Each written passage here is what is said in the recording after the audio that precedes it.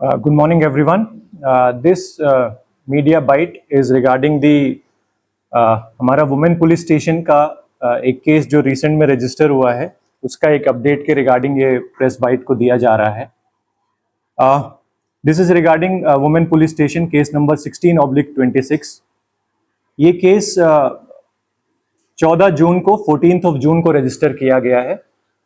इसमें 14 तारीख जिस दिन APSSB का एग्जाम भी था उस दिन इवनिंग में एक लेडी विक्टिम कंप्लेनेंट हमारे थाने में, महिला थाने में आई और उन्होंने एक डिटेल्ड FIR दिया. उस FIR को जब पेरूज किया गया तो उसमें सीरियस एलिगेशंस लेवल की गई. सब्सिक्वेंटली जब भी कोई ऐसा सीरियस मामला pertaining to a lady victim आता है उसमें पुलिस लीगली बाउंड होती है उस केस को रजिस्टर करने के लिए. अकॉर्डिंगली 16/26 केस को 14 तारीख को रजिस्टर किया गया.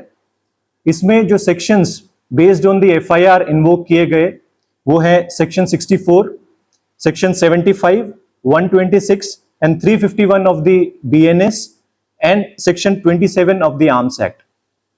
सब्सिक्वेंटली विक्टिम लेडी को मेडिकल एग्जामिनेशन इसमें कराया गया.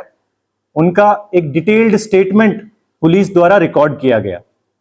उनके स्टेटमेंट को ऑडियो विजुअल मीन्स के माध्यम से भी प्रिजर्व किया गया. सब्सिक्वेंटली मैजिस्ट्रेट के सामने भी, ऑनरेबल कोर्ट के सामने भी उनका स्टेटमेंट दर्ज हो उसके लिए भी एक प्रेयर ऑनरेबल कोर्ट में सबमिट की गई. साथ ही साथ इसी के डेवलपमेंट में इन्वेस्टिगेशन के दौरान कल दोपहर 2:20 के करीब जो इस मामले में एलिज्ड अक्यूज थे उनको भी पुलिस द्वारा हिरासत में लिया गया. उनका भी मेडिकल एग्जामिनेशन कराया गया. सब्सिक्वेंटली उनकी स्टेटमेंट को रिकॉर्ड किया गया और उन्हें ऑनरेबल कोर्ट के सामने पेश किया गया. कल ऑनरेबल कोर्ट ने एलिज्ड अक्यूज्ड को 14 दिन की 14 डेज का न्यायिक हिरासत यानी जुडिशियल कस्टडी में भेजा है. ये केस अभी इन्वेस्टिगेशन में है और इसको पूरा कॉम्प्रिहेंसिवली हर डायरेक्शन में इसको इन्वेस्टिगेट किया जा रहा है. हमें पता चला था कि जब विक्टिम का स्टेटमेंट मजिस्ट्रेट के सामने रिकॉर्ड किया जा रहा था उसी वक्त अक्यूज को भी वहां पर लाया गया था उनका स्टेटमेंट रिकॉर्ड करने के लिए. तो ये काफी एक चिंताजनक बात है जो हमारे विक्टिम का प्रोटेक्शन का हमारा लॉ होता है उसके खिलाफ भी जाता है. इस बारे में आप क्या गवाही देना चाहेंगे कि क्यों उसी समय विक्टिम के पास ही एक्यूज को लाया गया? नहीं, इसमें विक्टिम के पास नहीं लाया गया. मैं आपको करेक्ट कर दूं. देखिए, ऑनरेबल कोर्ट द्वारा ही डेट और समय निर्धारित किया जाता है जब विक्टिम का स्टेटमेंट होता है और अक्यूज्ड का अरेस्ट भी एक ऐसा डायनेमिक सिनेरियो है जिसको कोई पहले से नहीं प्रिडिक्ट कर सकता है. तो इट वाज अ मियर कोइंसिडेंस और इसमें सारी एहतियात बरती जा रही है और इसमें हमने ऑलरेडी एक IO द्वारा ऑनरेबल सेशंस कोर्ट को और कोर्ट को इस बारे में अवगत करा दिया गया है अरेस्ट सिनेरियो को और इस बारे में ऑनरेबल कोर्ट को भी इंटीमेशन दिया जा चुका है. जो अक्यूज है उसका फोन जो है सीज किया गया है और वहाँ फॉरेंसिक के लिए भेजा गया है और वो भेजा गया है तो उसमें से क्या कुछ एविडेंस मिला है जो इस केस के सपोर्ट में? It is too early to say. इस बारे में अभी आगे आने वाले कुछ दिनों में हम आपको जानकारी दे पाएंगे और कोर्ट को भी इसमें अपडेट कर पाएंगे. जी. आरोपी के खिलाफ पासीघाट पुलिस स्टेशन में इस वक्त कितने सारे केसेस रजिस्टर्ड हैं इसका हम जानना चाहेंगे. तो पास में कोई ऐसा केस था उसमें सेम सेक्सुअली असॉल्टेशन के बारे में किसने केस दिया? नहीं, ऐसा दूसरा मामला तो अभी यहाँ दर्ज नहीं है. हालांकि 2 अन्य मामले पासीघाट थाने में दर्ज हैं.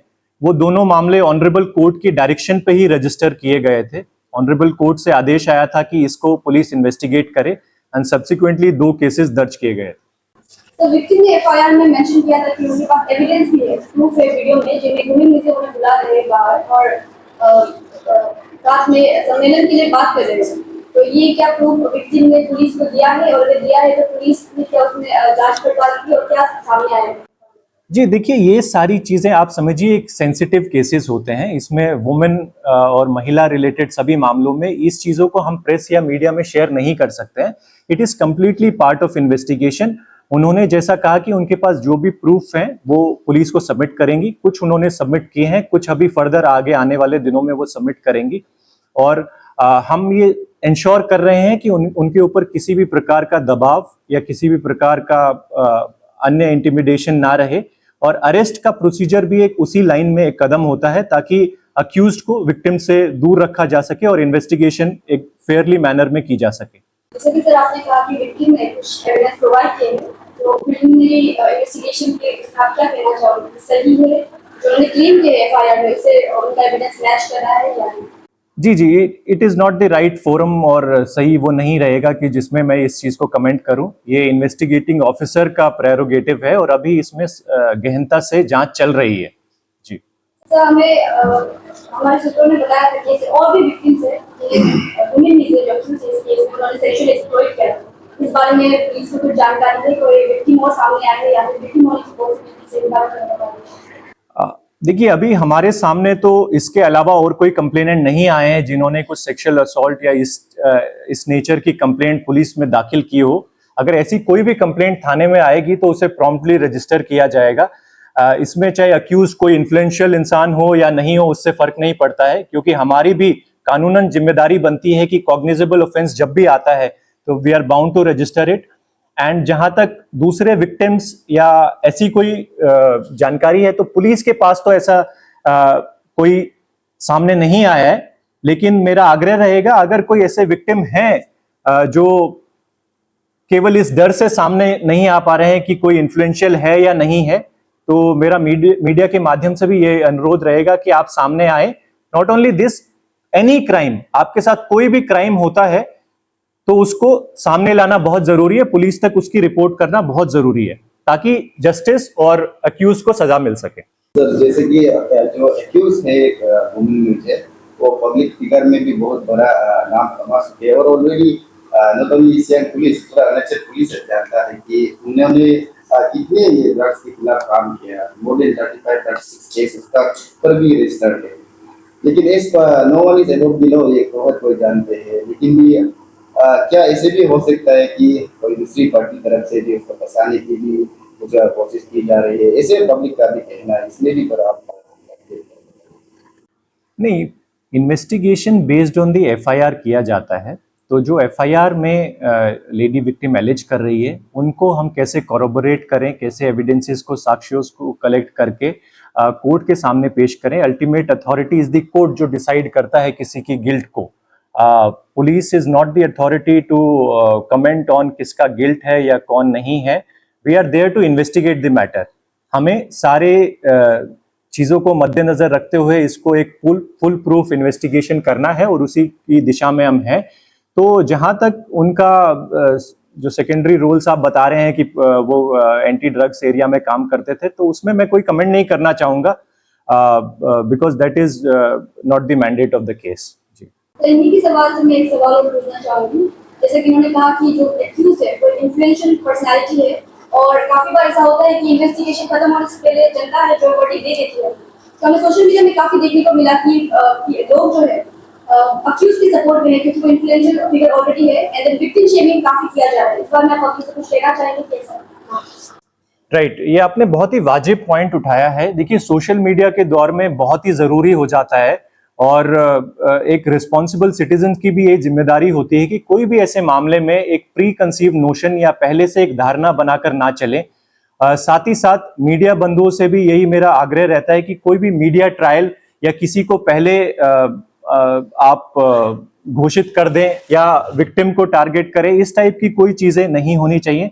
तो मेरा पब्लिक से भी यही अपील रहेगा कि जो पुलिस का क्रिमिनल जस्टिस का प्रोसेस है उस प्रोसेस पर भरोसा करें एंड इन्वेस्टिगेशन पर, क्योंकि एक पुलिस एक इंडिपेंडेंट एजेंसी के रूप में काम करती है और we are liable and answerable to the honourable court. तो जो भी हम चीजें करते हैं वो हमें कोर्ट में जवाब देना होता है।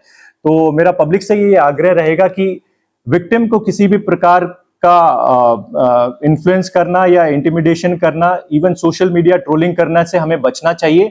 यदि कोई इस चीज को, जो बाउंड्री लाइंस होती हैं, उसको क्रॉस करता है तो पुलिस आईटी एक्ट और अन्य प्रावधानों में भी कार्रवाई कर सकता है। सर, ये सोशल मीडिया का बारे आपने जिक्र किया, तो इस केस के रिलेटेड में हमें फेसबुक का थ्रू देखने को मिला कि कोई यूट्यूबर है टाइम यानी टाइम नाम से, वो जो एक्यूज जो विक्टिम पर्सन है उसका पति का साथ बात करके उसका ऑडियो क्लिप्स को फेसबुक पर शेयर कर रहे हैं। तो इस पर ये केस ऑफ इन्वेस्टिगेशन है, ये जो केस अभी इस तरह का अगर कोई करता है तो आपकी तरफ से क्या एक्शन लिया जाएगा? जी डेफिनेटली, उसमें अगर कोई विक्टिम फैमिली को अप्रोच कर रहे हैं, अब जो आपने जिस लेडी का नाम आप ले रहे हैं उन्हें तो मैं नहीं जानता हूं, लेकिन वो किस तरीके से क्या वीडियो ऑडियो को उन्होंने चलाया है, आई हैव टू चेक। मैंने उस ऑडियो को गो थ्रू नहीं किया है, लेकिन इन जनरल मेरा सभी को सुझाव रहेगा कि कोई भी विक्टिम फैमिली से इस टाइप का बातचीत या जिससे उनकी आइडेंटिटी रिवील हो या जिससे इन्वेस्टिगेशन हैम्पर हो, ऐसा कोई भी कार्रवाई ना करें। अदरवाइज सफिशिएंट प्रोविजंस है लॉ में कि उनके अगेंस्ट भी लीगल एक्शन लिया जा सकता है।